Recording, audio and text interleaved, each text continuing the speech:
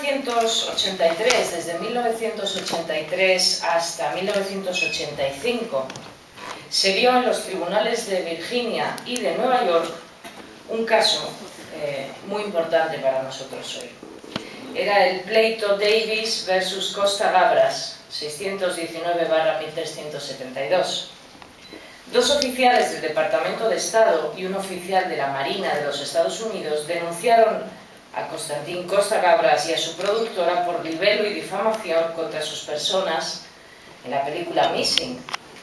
El memorándum y la sentencia del juez del distrito Kevin Thomas Duffy sobre este procedimiento constituyen para mí uno de los mejores tratados de teoría del guión y de análisis fílmico que he leído nunca. Decía el guionista Jorge Semprún que la ficción es un instrumento para desvelar, no para oscurecer la verdad. Defendía la legitimidad de la ficción literaria para exponer la verdad histórica. Decía: la verdad que experimentamos nosotros en los campos no es comunicable porque no es creíble. Es simplemente imposible contar o escribir la verdad. Es este un problema filosófico de primera magnitud, y no en vano el guionista Semprún había estudiado filosofía antes de ser encerrado en Buchenwald.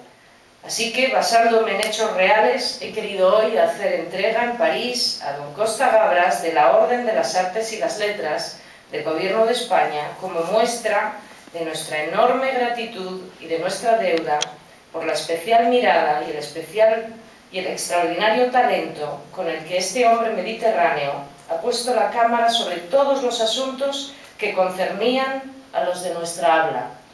Y no lo digo solo yo, lo certificó también todo un magistrado allá por 1985. Muchas gracias.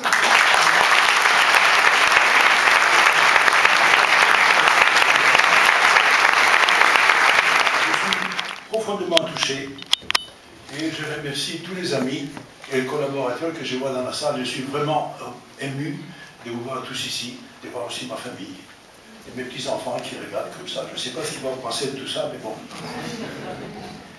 L'Espagne a été pour moi importante dans ma vie de cinéaste, par deux occasions très importantes.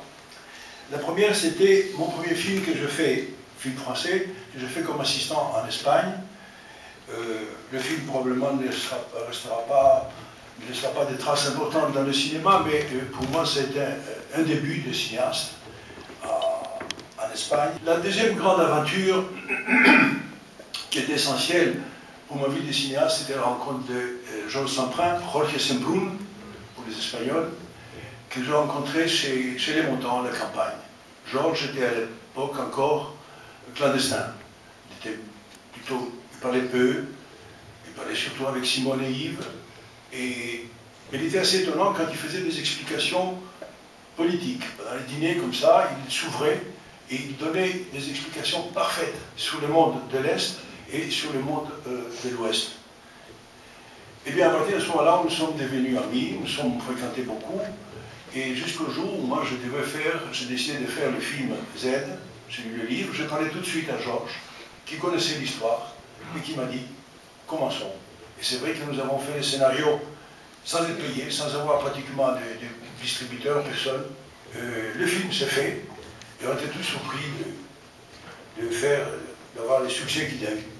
On a arrêté un peu notre collaboration quand il est devenu ministre, où j'ai eu une occasion formidable, unique, de visiter avec Georges le Prado à minuit, tout seul. Mais on a repris un an, il y a pas longtemps, a commencé à parler d'un projet sur l'Espagne et la France. Malheureusement, on n'a pas pu aller jusqu'au bout. Georges est parti avant, mais Georges est parti, mais son œuvre est ici, il restera toujours, et ça sera une œuvre exemplaire, et comme il était lui, un personnage exemplaire. Je vous remercie.